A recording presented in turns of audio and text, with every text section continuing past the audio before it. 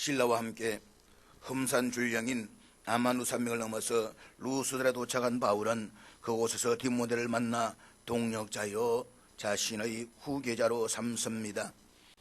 그리고 그곳에서의 사역을 마친 이후에 자신이 제1차 전도 여행 때 방문했던 이고니온과 비시리아 안디옥을 비롯한 서쪽에 위치한 아시아의 여러 도시들을 찾아다녔습니다. 사도행전의 저자인 누가는 바울이 제2차 전도 여행 초기에 사역한 모든 지역을 일일이 열거하고 있지는 않습니다. 그렇지만 4절에서 여러 성으로 다녀갈 때에 라는 이 한마디의 말 속에서 바울의 열정적인 선교 사역을 요약적으로 엿볼 수가 있습니다. 바울은 여러 성을 다니면서 예루살렘에 있는 사도들과 장로들의 작정한 규례를 주어서 지키도록 했습니다. 이 규례는 예루살렘 공회에서 최종적으로 결정한 내용으로서 이방인 그리스도인들은 할례를 받을 필요가 없는 대신에 유대인들이 혐오하는 짓을 스스로 삼가해 주기를 요청하는 내용이었습니다.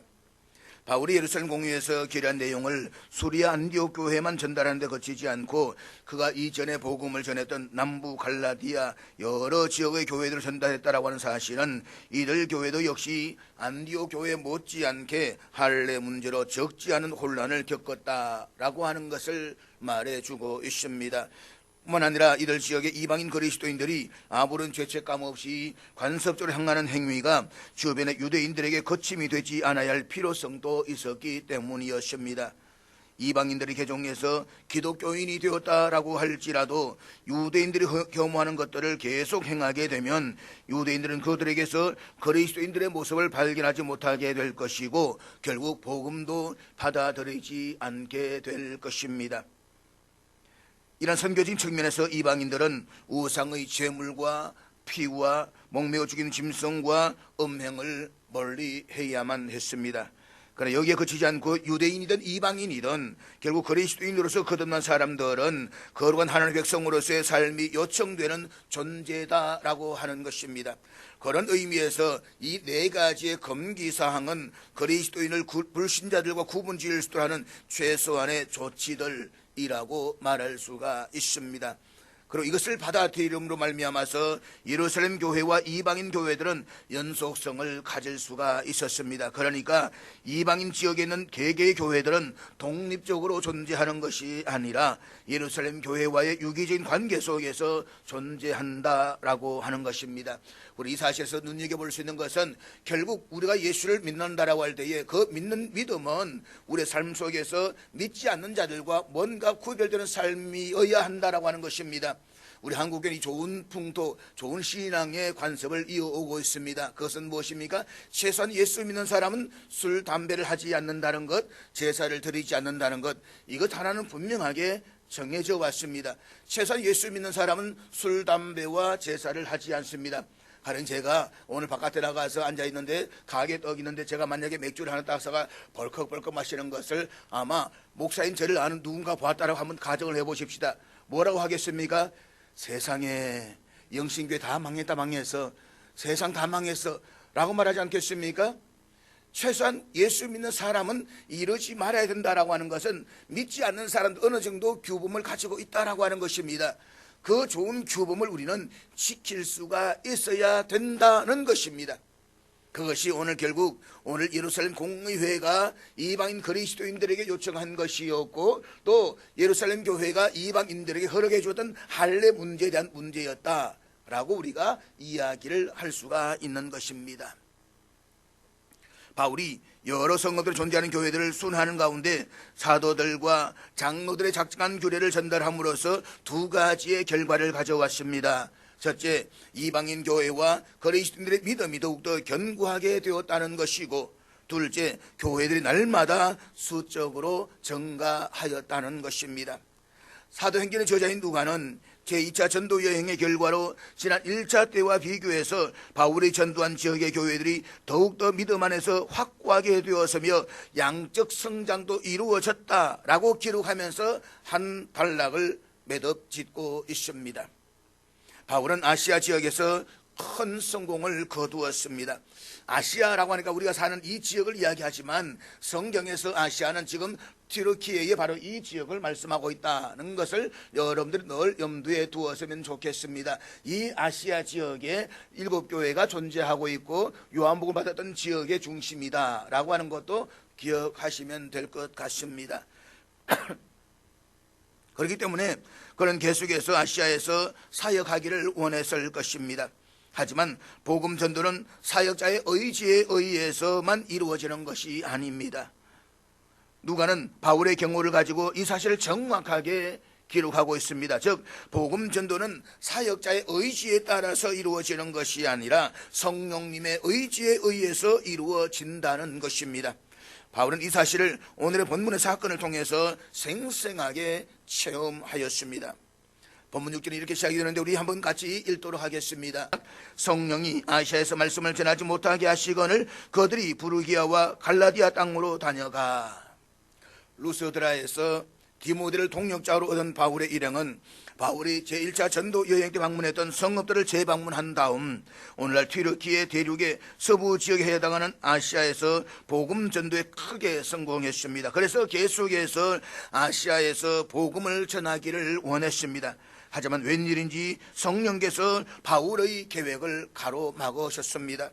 오늘의 본문은 성령이 못하게 하시거늘 이라고 분명하게 말씀하고 있습니다. 본문에서 못하게 하시거늘 이라고 번역된 헬라 동사는 반대하다, 금지하다 라고 하는 매우 강력한 의미를 가지고 있습니다. 이 사실은 당시 성령께서 바울이 깨달을 수 있는 분명한 방법으로 아시아에서 전도 사역을 강하게 막았다는 것을 알 수가 있습니다.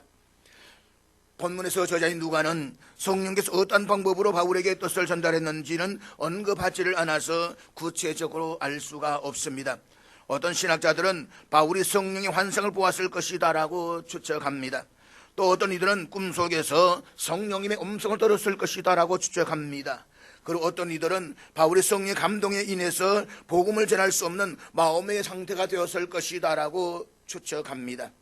또 어떤 이들은 유대인들의 거센 박해로 인해서 전도를 할 수 없었다라고 추측하기도 합니다. 그런가 하면 어떤 이들은 바울이 사탄의 가시라고 부르는 중병에 걸렸기 때문이다라고 추측하기도 합니다. 그러나 모든 추측은 거저 추측일 뿐입니다. 우리 성령께서 바울로 하여금 아시아에서 전도할 수 없는 상황에 처하게 만드셨다라는 사실만을 알고 그 사실에 주목해야 하는 것입니다.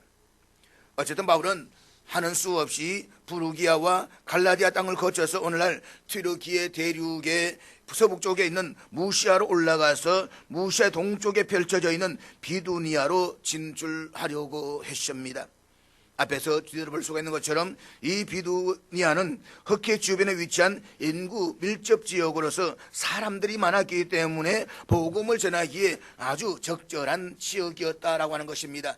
적은 사람보다 그래도 가급적 많이 사는 데는 보면 전도하면 효과가 더 나타나지 않겠습니까?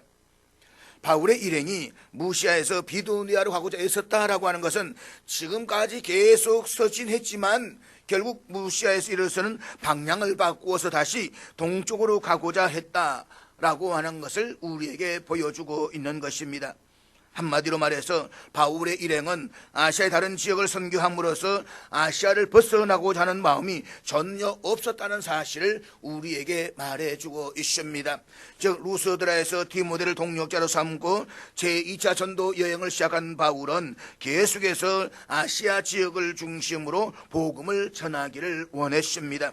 그런데 이번에도 예수의 영이 바울의 계획을 허락하지 않으셨습니다. 그것이 본문 7절의 말씀인데 우리 다 같이 읽도록 하겠습니다. 무시아 앞에 이르러 비두니아로 가고자 했어되 예수의 영이 허락하지 아니하시는지라. 여기에 보면 애써되라는 단어가 나옵니다. 애써되. 비두니아로 가고자 애썼는데 이상하게 길이 막힙니다. 예수의 영이 허락하지 않았다라고 합니다. 아주 철저하게 막았습니다. 그런데 본문을 보면 바울의 전도 계획을 막으셨던 분이 앞서 6절에서는 성령이라고 기록된 반면에 본문에서는 예수의 영으로 바뀌고 있습니다. 그리고 10절에서는 하나님으로 또다시 바뀌고 있습니다. 이것은 바울 전도사에게 주체가 인간이 아니라 삼위일체 하나님이심을 보여주고 있는 표현입니다. 사도행전의 저자인 누가가 하나의 결과를 두고 이렇게 삼위일체 하나님을 모두 언급하고 있는 이유는 바로 삼위일체 하나님께서는 모든 일을 합력하여 행하시며 우리 나타나는 지극히 작은 어떠한 선한 결과도 삼위일체 하나님의 합력적인 역사의 결과임을 가르쳐주기 위함에 있다라고 말할 것입니다. 그렇습니다. 우리 가운데 일어난 어떠한 선한 일도 삼위일체 하나님의 합력 없이 일어나는 일은 하나도 없습니다. 삼위일체 하나님께서는 각각 떨어져 계시는 분이 아니라 하나의 한 분 하나님으로서 각각의 경륜적 역사 속에서 합력하여 일을 이루신다라고 하는 것입니다. 그런데 우리는 바울의 일행이 그릇된 행동을 했기 때문에 성령께서 그릇들의 길을 허락하지 않았다라고 하는 것이 아니었음을 기억하셔야만 합니다. 전도는 바울에게 맡겨진 가장 큰 은사요 사명입니다. 따라서 바울의 일행은 오직 주님을 위해서 주님의 복음만을 전하는 목적뿐이었습니다. 그들은 수많은 위험과 위협을 감당하면서도 우상과 죄악 가운데 빠져 죽어가는 이방인들에게 예수 그리스도의 복음을 전하고자 하는 마음뿐이었습니다. 무엇보다도 당시로서는 전도사의 어느 때보다 성공적으로 잘 진행되고 있었습니다. 따라 성공적으로 진행되고 있는 전도사에게 진로를 성령께서 왜 가로막으시는지 도무지 이해가 안 될 수도 있습니다. 이때 바울은 성령께서 허락하지 않는다라고 할지라도 자신의 뜻을 그대로 밀고 나갈 수도 있습니다. 자신이 주님을 위한 선한 목적을 가지고 있는 만큼 자신의 뜻을 허락하지 않는 주님에 대해서 바울이 얼마든지 둔감할 수가 있었다는 것입니다. 그래서 바울은 결코 그렇게 하지 않았습니다. 바울은 자신의 선한 목적을 허락하지 않으시는 성령님의 뜻에 온전히 순종해서 자신이 하고자 했던 계획과 뜻을 미련 없이 포기했습니다. 이것은 바울이 평소에 하나님께서 허락하지 않는 것은 절대로 행하지 않는 삶을 살아왔음을 우리에게 보여주고 있는 것입니다. 우리는 이 짧은 본의 말씀 속에서 중요한 사실을 깨닫게 됩니다. 본문 6절과 7절 말씀을 보면 아시아에서 말씀을 전하지 못하게 하시는 분은 사람이 아니었습니다. 성령이십니다. 박해자가 아닙니다. 성령이십니다. 여러분이라면 어떻게 하시겠습니까? 옳다구나 하고 그만두지 않겠습니까? 그렇지 않아도 힘든 일인데 엎어진 김에 잠시 쉬어간다고 잠시 쉬지 않겠습니까? 내가 그만두려 한 것도 아니고 성령께 하지 못하도록 막으셨기 때문에 말입니다. 그렇지만 바울은 복음을 전하는 걸음을 결코 멈추지 않았습니다. 그는 즉시 부르기아와 갈라디아로 올라갑니다. 그리고 다시 그곳에서 비두니아로 가려고 합니다. 그런데 이번에는 예수의 영이 가로막습니다. 이쯤 되면 정말 이제는 쉴 만도 합니다. 포기할 만도 합니다. 바울이 하고자 하는 일은 자신의 세속적인 욕망을 위해서 한 일이 아니었습니다. 하나님의 나라와 주님의 복음을 전하는 일이었습니다. 그런데도 예수의 영이 가로막았습니다. 그러면 속으로 죄죄를 부르면서 포기할 만도 합니다. 하지만 바울은 포기하지 않았습니다. 하나님을 향하여 불평하거나 원망하지도 않았습니다. 이런저런 핑계를 대지도 않았습니다. 이번에는 무시를 지나서 드러하러 갑니다. 사랑하는 여러분, 이것이 무엇을 말해주는 것입니까? 그렇습니다. 복음 전도는 그 어떤 경우에도 멈출 수 없는 행진이어야 함을 보여주고 있는 말씀인 것입니다.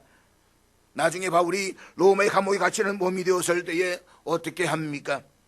사도행전의 마지막 구절을 보면 그는 감옥에서도 열심히 복음을 전했습니다. 그뿐 아니라 그가 감옥에서 보낸 옥중서신을 보면 그는 교인들을 향해서 자신이 입을 열어 담대히 복음을 전가할 수 있도록 기도해 달라고 간절히 요청하고 있습니다. 그것은 그 감옥에 갇히는 몸이 되었을 때에 더 놀라운 사실은 무엇이냐? 바로 다수의 형제가 그의 매임을 보고 더욱더 힘과 용기를 얻어서 복음을 전하는 역사가 일어났다라고 하는 사실입니다. 이 모든 것이 말해주는 것은 바로 복음 전거는 어떤 경우에도 멈춰설 수 없는 것이라는 사실입니다. 일찍 예수님께서는 제자들 전도들을 파송하시면서 그들을 향해 이 동네에서 너희를 박해하거든 저 동네로 피하라, 라고 말씀을 하셨습니다. 이것은 박해의 상황이라고 해서 복음 전파 일을 그만두라 라는 말씀이 아닙니다. 이 동네에서 받아들이지 않으면 새로운 전도지를 향해서 전진하라 라는 말씀인 것입니다. 이 가르침을 받은 초대교회 성도들은 서대반의 순교로 큰 박해가 일어났을 때에 그들은 도망해 가는 듯 했지만 가는 곳마다 복음을 전구했습니다. 박해 때에 복음이 덜불처럼 번져나간 것은 교회의 역사가 증거하고 있습니다. 아니 오히려 평탄하고 순탄할 때에 복음의 증거는 중단되었습니다. 그렇지만 박해가 일어나고 고난 속에서 오히려 교회의 복음은 더 열심히 확장되어져 나가고 하나님의 역사는 일어났다라고 하는 것은 교회의 역사가 우리에게 말해주고 있는 것입니다.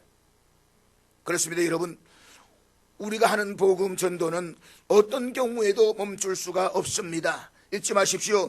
복음의 행진은 어떤 경우에도 멈추어서 안 되고 멈출 수도 없다는 사실을 말입니다. 그런데 오늘 우리의 현실을 한번 돌아보십시오. 어느 때부터인가 우리는 이와 같은 복음의 대원칙이 사라져 버렸습니다. 복음은 전해도 그만, 전하지 않아도 그만인 것이 되어버리고 말았습니다. 전하다가 받아들이지 않으면 중단하면 그만인 것이 되어버리고 말았습니다. 아니 솔직히 전하려는 마음조차도 없습니다. 요즘 보게 되면 언양에도 여호와의 정인들이 가판대를 세워놓고 얼마나 열심히 전도하고 있는지 모릅니다. 이단들이 전도하는 그 열심에 우리는 10분의 1 아니 100분의 1조차도 행하지 않습니다. 사도들과 신앙의 선배들이 생명수 세웠던 신앙의 원칙들이 오늘 우리의 시대에서 처절하게 무너져 버렸다는 것입니다. 참으로 안타깝고 부끄러운 일이 아닐 수가 없습니다. 그러므로 우리는 이 신앙의 대원칙을 다시 한번 세워야만 합니다. 우리의 생각에서 우리의 의식 속에서 다시 세워야만 합니다. 그래서 복음의 행진은 다시 계속되고 우리의 헌신과 섬김으로 하나님의 나라를 굳건하게 세워갈 수 있기를 주의 이름으로 축복합니다.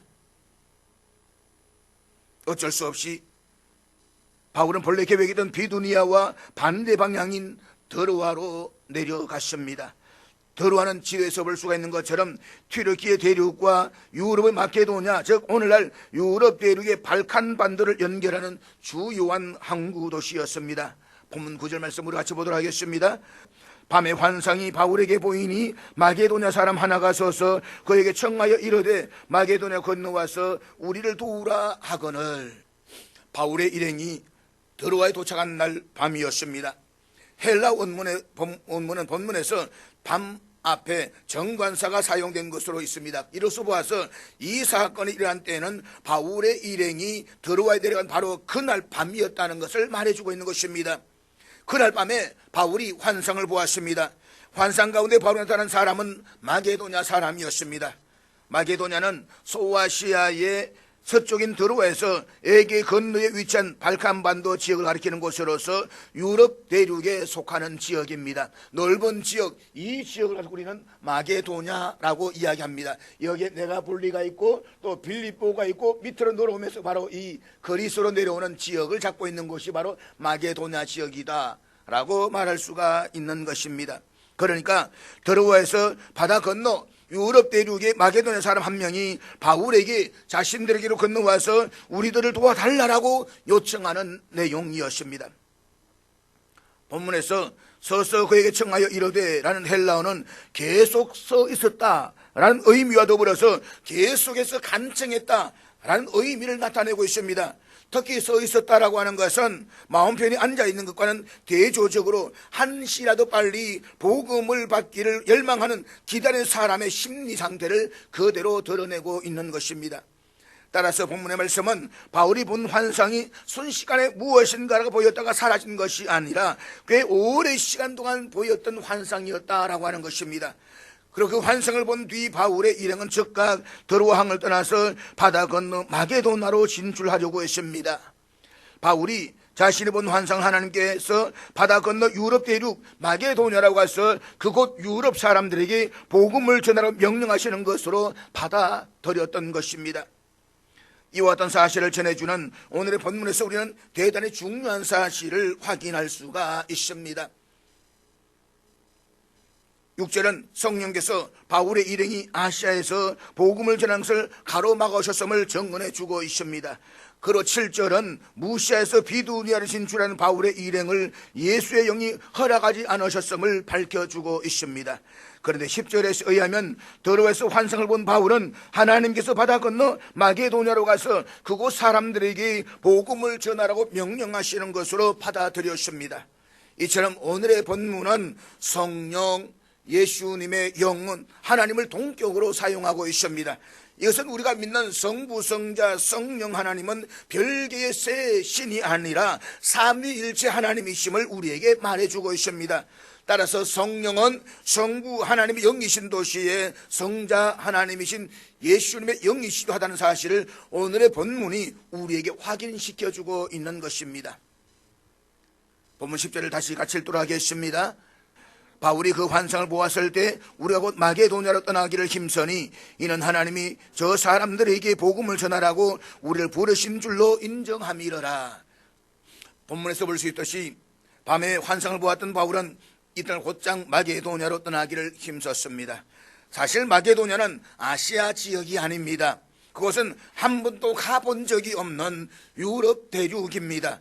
따라서 마게도냐를 건너가기 위해서는 그곳에 대해서 여러 가지들을 알아보아야만 합니다. 그것이 여행의 정석입니다. 그럼에도 불구하고 곧 마게도냐로 떠나기를 힘썼다라고 하는 것은 도대체 무슨 의미입니까? 이 질문은 2000년 전 당시 교통 사정을 알면 저절로 해소가 됩니다. 2000년 당시에는 먼 거리의 항구와 항구 사이에는 오늘날처럼 정기적으로 운행하는 선박이 없었습니다. 대부분의 선박들은 부정기적으로 운행했습니다. 그런 까닭에 장거리 여행자일 경우에 자신이 원하는 시기에 선박을 구한다라고 하는 것은 여간 어려운 일이 아니었습니다. 따라서 바울 일행 역시 바다 건너 마게도냐 건너가기 위해서는 언제 어느 때에 배가 출항하는지를 매일 항구에 가서 확인해야만 했습니다. 그리고 경비를 얻고자 이리저리 노력했을 것입니다. 그와 같은 의미에서 떠나기를 힘썼다라는 말씀인 것입니다. 그러고 보면은 하나님이 저 사람들에게 복음을 전하라고 우리를 부르시는 줄로 인정함이러라 라고 했습니다. 여기서 인정하다라고 번역된 헬라어는 1인칭 복수형으로 기록되어져 있습니다. 그러니까 바울이 개인적으로 자신이 본 환상을 그렇게 인정한 것이 아니었습니다. 바울은 자기의 일행인 실라와 디모데 그리고 더러에서부터 새롭게 합류한 누가 그 모든 사람과 함께 그렇게 인정한 것이었습니다. 그리고 우리말로 인정하다라고 번역된 헬라어는 본래 결합시키다 라는 뜻을 지니고 있는 말입니다. 이것은 바울이 본 환상에 대해서 바울과 실라 그리고 디모데와 누가의 의견이 일치를 보았다 그런 뜻이 아닙니다. 이것은 바울이 자신의 의지를 주님의 뜻과 결합시켰다 이 말입니다. 자신의 뜻을 내려놓고 주님이 원하시는 그 뜻에 순종했다 이 말인 것입니다. 다시 말해서 이것은 주님의 뜻을 인정하는 자세요 온전히 순종하는 자세인 것입니다. 그렇습니다. 우리도 신앙생활 하다 보면 자신을 향한 주님의 뜻이 무엇인가를 확신할 때가 있습니다. 그때 우리는 바울처럼 신속하게 그 뜻을 이루어드리려고 최선을 다해야만 합니다. 나의 의지를 주님의 뜻에 결합시켜야만 합니다. 아브람처럼 적시 순종하고 주님의 지시를 따라가야만 합니다. 만약 주님의 뜻이 무엇인지를 확신하고도 그 뜻을 따르지 않고 게을리하거나 무시한다면 사탄의 시험에 빠지거나 자신의 생에 고통만 더할 뿐입니다. 그러므로 주님의 뜻을 깨닫는 적시 순종하시기를 바랍니다. 때를 놓치면 마음이 변하게 되고 굳어지게 됩니다. 그렇게 되면 결국 하나님의 뜻을 거스르게 될 것입니다. 성경의 위대한 신앙인들의 공통점은 주님의 뜻을 알고서는 적시 순종했다는 것입니다. 잊지 마십시오. 우리에게는 주님의 뜻을 얼마나 아는가가 중요한 것이 아닙니다. 그 아는 주님의 뜻을 위해서 최선을 다해서 순종하는 것이 중요합니다. 따라서 주님의 뜻을 아는 대로 적시 순종함으로써 주님을 기쁘시게 하고 주님께 인정받는 참된 믿음의 신앙인들이 다 되시기를 주의 이름으로 축복합니다. 사랑하는 여러분, 바울이 제2차 전도여행 시작했던 목적은 이미 잘 아시는 것처럼 자신이 제1차 전도 여행 때 방문했던 성읍들을 다시 방문해서 그곳에 있는 이방인 그리스도인들의 믿음을 굳건하게 해주고 나아가서 광활한 튀르키예 대륙 내에서 이곳저곳을 다니면서 복음을 전하는 것이었습니다.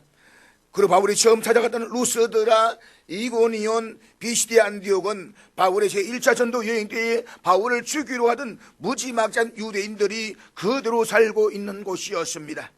만약 바울이 그곳을 다시 찾아갔다가는 또다시 죽음의 돌세례를 받을는지도 모를 일이었습니다. 그럼에도 불구하고 부활하신 예수님께서는 영으로 함께 그들과 함께 하심을 했습니다. 이 사실을 바울은 믿었다는 것입니다. 그러나 거기까지였습니다. 부활하신 예수님께서는 바울이 더 이상 튀르키예 대륙 이곳저곳을 다니는 것을 허락하시지 않았습니다. 예수님께서는 바울을 당신의 방법으로 드로아로 인도해 가시고 그곳에서 밤에 환상을 보게 하심으로써 바울로 하여금 드로아에서 배를 타고 바다를 건너 유럽 대륙으로 넘어가게 하셨습니다. 바울의 제2차 전도 여행의 애초 대상지는 튀르키예 대륙에 국한되어져 있었습니다. 이미 익숙해져 있고 아는 도시고 또한 아시아 지역이기 때문에 편했습니다. 아시아 사람인 바울인 바다 건너 유럽 대륙 찾아가서 유럽 사람들에게 복음을 전한다라고 하는 것은 이때까지 상상도 하지 못하고 있었습니다. 그러나 예수님께서는 바울이 상상하지도 못하는 방법으로 그를 인도하셔서 그를 유럽 땅으로 가게 하셨습니다. 그러므로서 2000년 기독교 역사상 유럽 대륙에서 유럽 사람들에게 복음을 전한 최초의 전도자가 되게 하셨습니다. 그리고 로마 제국과 유럽 대륙을 복음화시키는 최초의 초석이 되게 하셨습니다. 그뿐이 아니었습니다. 본문 6절 다시 한번 보시기를 바랍니다. 성령이 아시아에서 말씀을 전하지 못하게 하시거늘 그들이, 여기서 주어는 그들입니다. 그리고 그들은 바울의 일행, 그러니까 바울과 실라와 디모데를 일컫는 3인칭 복수형 주어입니다. 그런데 이번에는 10절 3관절을 보시기를 바랍니다. 바울이 그 환상을 보았을 때 우리가 곧 마게도냐로 떠나기를 힘쓰니, 그리고 사도행전 마지막 장인 28장 16절 이렇게 증언하고 있는데 우리 앞에 같이 읽도록 하겠습니다. 우리가 로마에 들어가니 바울에게는 자기를 지키는 한 군인과 함께 따로 있게 허락하더라. 바울의 일행을 가리키는 3인칭 복수형 주어인 그들이 본문 10절부터 1인칭 복수형 주어인 우리로 바뀌어졌습니다. 그리고 사도행전 마지막 장 28장 이르기까지 계속 바울의 일행은 그들이 아니라 우리라고만 표기되고 있습니다. 우리는 말하는 사람 자신을 포함하는 1인칭 복수형 주어입니다. 그리고 우리 모두 우리라고 이야기하지 우리가 가지고 그들이라고 말하지는 않는다는 것입니다. 그러니까 사도행전의 경우로 따진다면 사도행전을 기록한 기록자 자신을 포함하는 1인칭 복수형 주어다라고 하는 것입니다. 사도행전을 기록한 사람은 잘 아시는 것처럼 누가복음을 기록했던 의사 누가입니다. 그 누가가 바울의 일행이 드로아에 도착한 시점부터 자신을 포함해서 바울의 일행을 우리라고 표현하기 시작했다는 것입니다. 이전까지는 그들이었습니다. 그것은 내가 바울에게서 듣고 주선 이야기, 여러 이야기를 종합해서 기록한 것이지만 이제부터는 내가 여기에 참여했다, 내가 함께한다, 이 사실을 지금 말해주고 있는 것입니다. 따라서 이 사실은 바로 누가 자신이 바울의 일행을 드로아에서 만났다는 것도 의미하고 있습니다. 본래 바울은 아시아와 비두니아에서 복음을 전하려고 했습니다. 그렇지만 예수님께서는 그들의 계획을 막으시고 당신의 방법으로 드로아로 인도하시고 바울로 하여금 드로아에서 누가를 만나게 하셨습니다. 그리고 누가로 하여금 드로아에서부터 바울의 일행이 되게 하신 것이었습니다. 누가는 이때부터 바울이 로마 감옥에서 갇혀서 순교할 때까지 함께 했습니다. 바울은 골로새서 4장 14절에서 사랑을 받는 의사 누가라고 하면서 누가의 직업이 의사임을 분명하게 밝혀주고 있습니다. 그리고 누가는 이방인이었습니다. 그가 이방인이었다라고 하는 것은 헬라어가 그의 모국이었음을 말해주고 있습니다. 그래서 신약 성경을 기록한 사람들 가운데서 누가가 헬라어를 가장 정확하고 우아하게 구사할 수가 있었다라고 합니다. 우리 하나님께서 성경을 영어도 아니고 한글도 아니고 중국어도 아니고 헬라어로 기록했다는 것은 하나님의 특별한 뜻이 있음을 기억해야만 합니다. 세상이 사용하는 모든 언어들 가운데서 가장 뜻을 완벽하고 정확하게 구사할 수 있는 것은 헬라어밖에 없습니다. 그러니까 이 헬라어를 기록하게 함으로써 이 단어를 통해서 하나님의 뜻을 보다 정확하고 완벽하게 표현하도록 하셨다, 이 말씀인 것입니다. 그 단어를 사용할 수 있는 사람이 누구였느냐? 바로 누가였다, 이 말입니다. 누가가 기록한 누가복음과 사도행전의 첫머리는 이 글의 수신자가 유력자 데오필로임을 밝혀주고 있습니다. 말하자면 누가복음과 사도행전은 데오필로로 대변하는 당시 지성적 이방인을 위해서 쓰여진 글이었습니다.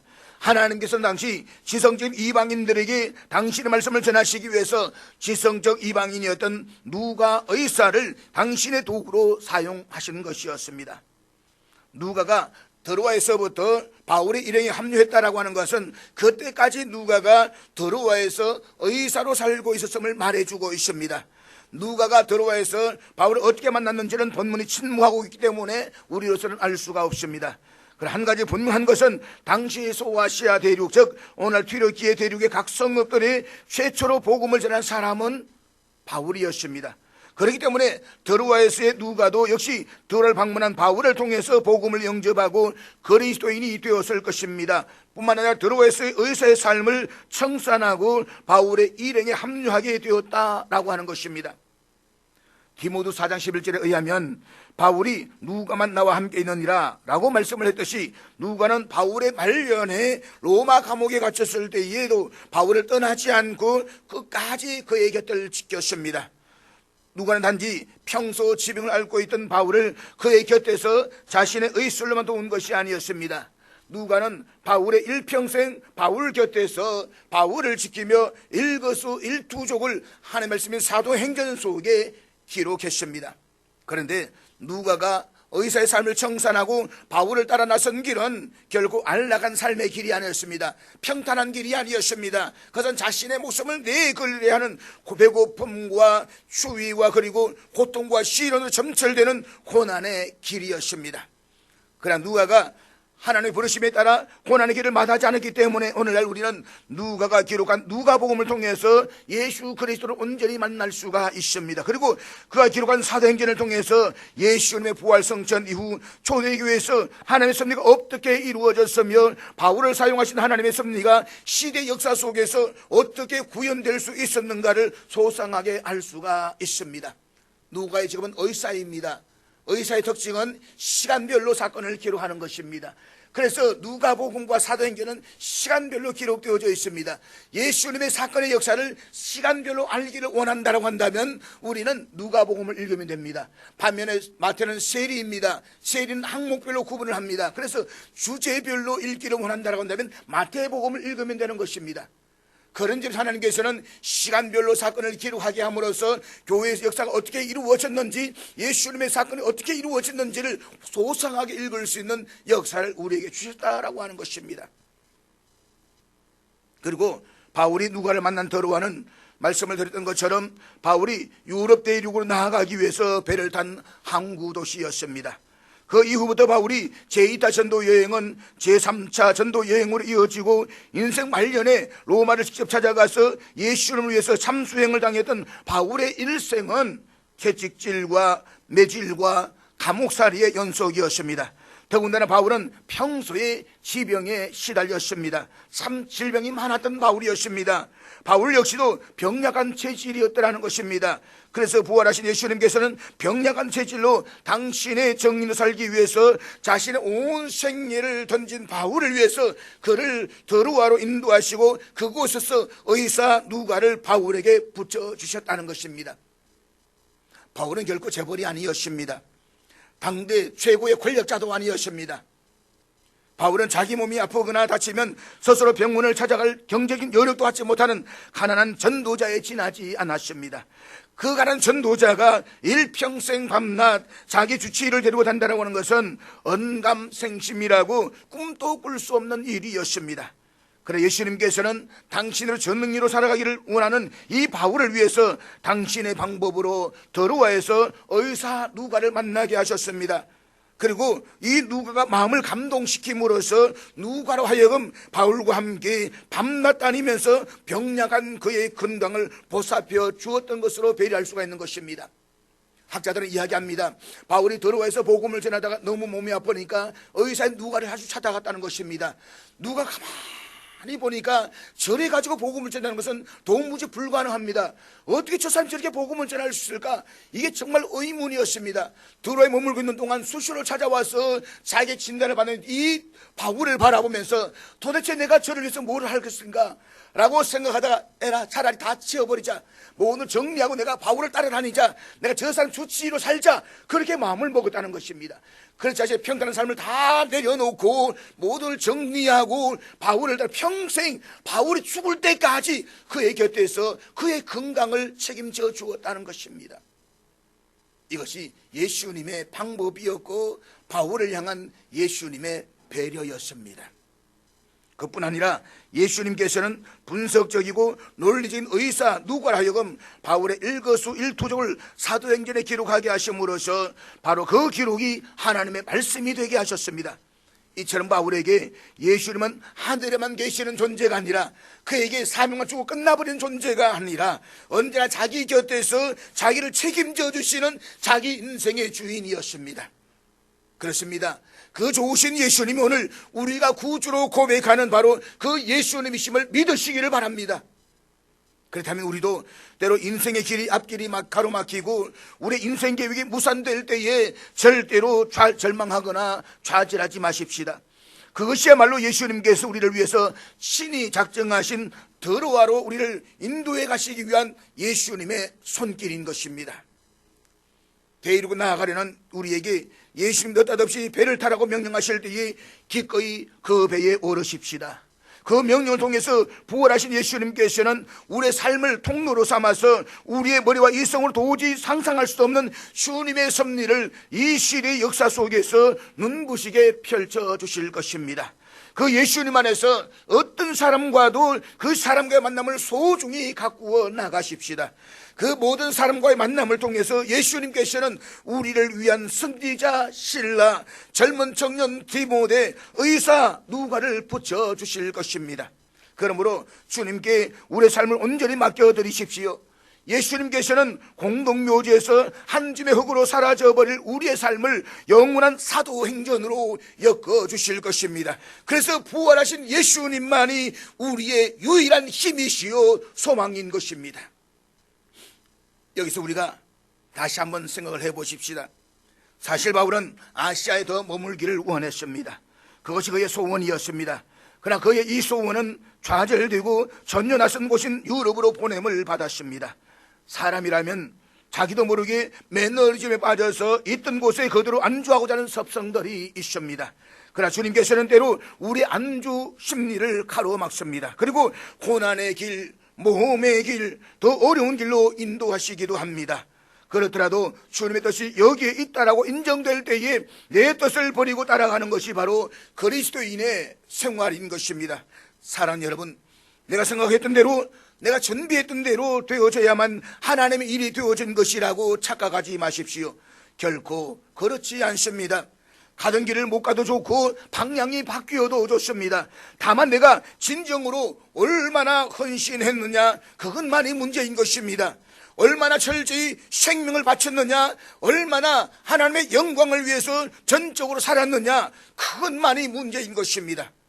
인간적인 생각에서 이렇게 하는 것이 옳을 것이라고, 저렇게 하는 것이 주님의 뜻이라고 집착하거나 고집을 부리거나 고정관념을 가지고 애쓰는 것은 온당하지 않다는 것을 우리는 잊지 말아야만 합니다. 어떤 계획을 세우고 오늘까지 살아왔는지 몰라도 때로는 내 계획이 좌절되기도 합니다. 방향을 전환해야 할 때도 있습니다. 성령이 나를 멈추고 성령이 다른 길로 인도하십니다. 그 길이 어느 길이든 상관하지 말고 온유하고 겸손하게 따라가는 것이 바로 믿음입니다. 이를 통해서 하나님께서 큰 역사를 이루시는 데에 쓰임받는 저와 여러분 될 수 있기를 주의 이름으로 축복합니다.